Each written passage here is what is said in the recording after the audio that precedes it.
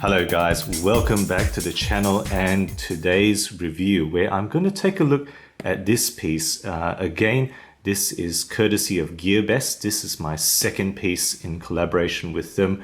GearBest, of course, is one of those massive online Chinese retailers with an astounding range. Take a look at the links below for the product as well as the main site and discount codes, which I'll put all in the description that they provided. So guys, this is a Guanjin. That's I guess the literal Chinese transliteration and pronunciation of this word. There has been some confusion online as to how you pronounce that in English, Gonkin or whatever, but in Chinese it's Guanjin, right? That's really what it is. And let's just open it up and show you this particular piece.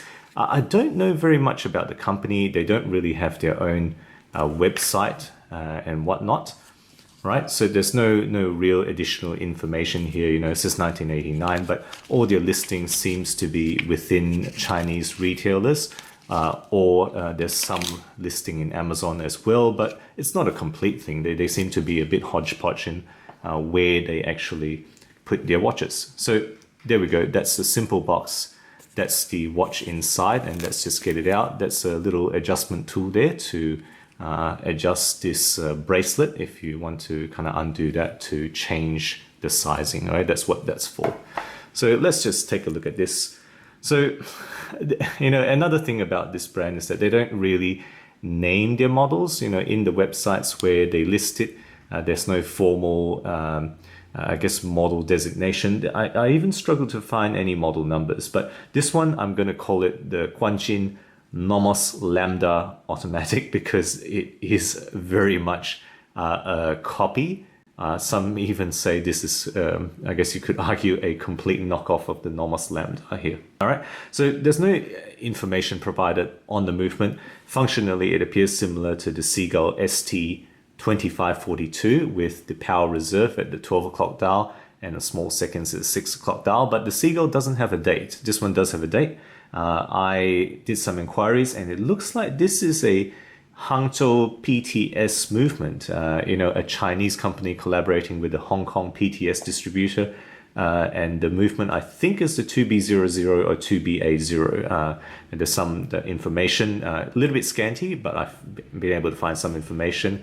It does definitely beat at 21,600 beats per hour. I confirmed that with recording.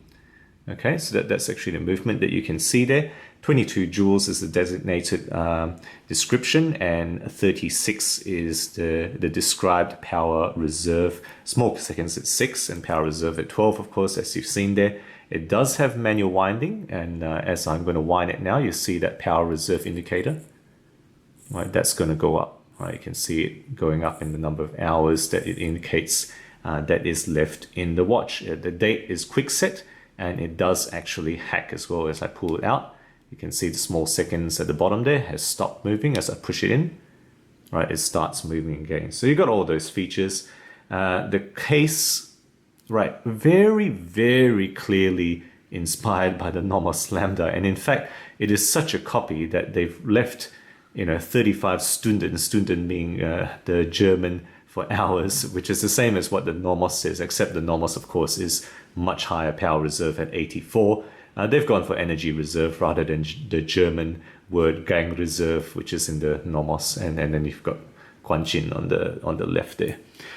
The case is 42 millimeters across. I'm not sure whether it's 316L steel, but I wouldn't be surprised if it is. It really is quite nicely polished finish. It's completely polished. As you see me turn it around, apologies, I haven't cleaned off that blue sticker on the crown there, but it's got that G for Guanjin on the crown there rather than, of course, the Nomos symbol. It's got a screw-in case back, right? You can see right there.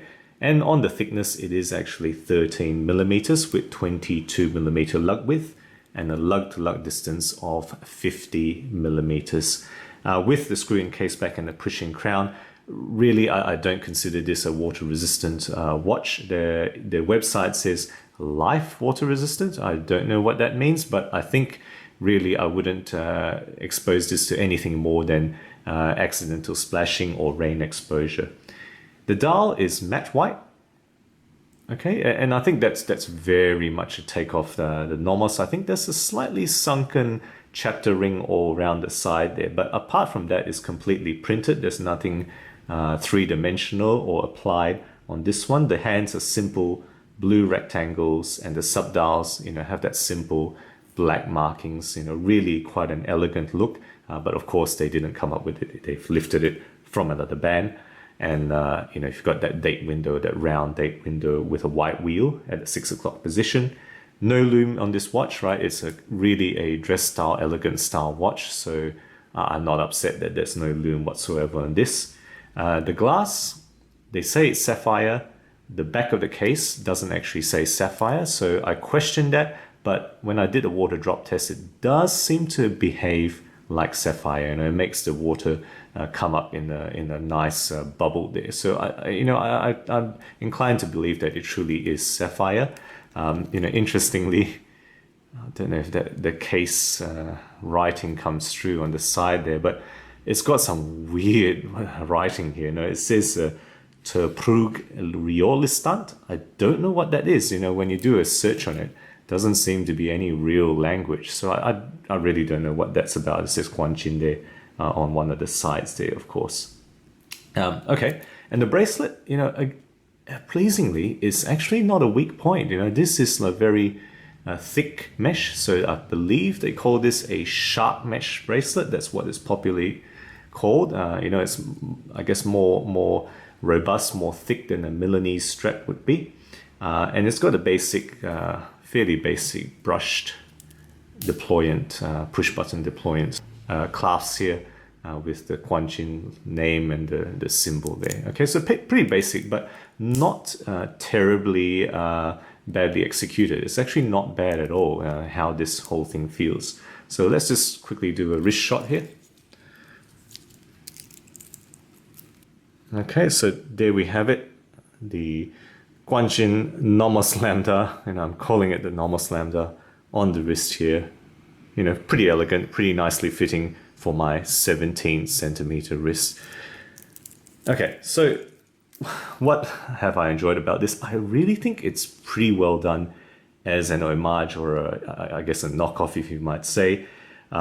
It's fully functional. That power reserve, really does work. It winds nicely. And if you keep it on the wrist, no problem. It will just stay fully charged. That's really how the power reserve tends to behave in all the watches with power reserves that I have had. It's pretty well regulated. The accuracy is well within about plus or minus 10 seconds in my experience. And the value, right, $100 listing on GearBest is pretty decent. You're getting a sapphire, pretty well finished case here. You're getting a power reserve display, and you're getting a styling, admittedly a copied styling, but pretty well executed as a copy. And a mesh bracelet that is not bad at all. This is something I wouldn't mind paying a few dollars for if I bought this separately. What's been not as good? What are the weaknesses? Well, of course, is a knockoff, or at least a very heavy homage. I think that's not necessarily a terribly bad thing, because the model that it homages is very, I guess, a bit obscure. It's not very well known. It is extremely expensive. It's over $20,000. So I have never seen that in real life. There's no Nomos distributor, as far as I know, in Perth, Western Australia. So it's not something that anybody knows, right? Now, nobody that I know looking at this watch will straight away say, oh, that's a Lambda ripoff, right? You're not going to get that, unlike a Submariner homage. I would say the class is not the strongest, but again, it's not bad, right? It doesn't come apart of its own. It's just that the finishing, it just doesn't feel as tight and tightly finished as the rest of the watch. And then the brushing on here, I'm not sure about the choice with that. Of course, brush is a bit better in terms of not showing up scratches as much. But you've got a fully polished case, but you've got a brush clasp. So there's a bit of a contrast there. Some people may find it a bit jarring. So guys, that's my view of this Guanxin, please, again, courtesy of GearBest, thank you for making this available. Let me know what you think of this or of the brand if you have any experience with Guanxin. Guys, thank you for watching. If you enjoy my videos, do consider subscribing. I'm putting out new content weekly, always aiming to be objective and unbiased about all things horology. Thank you again for watching, and as always, I will catch you next time.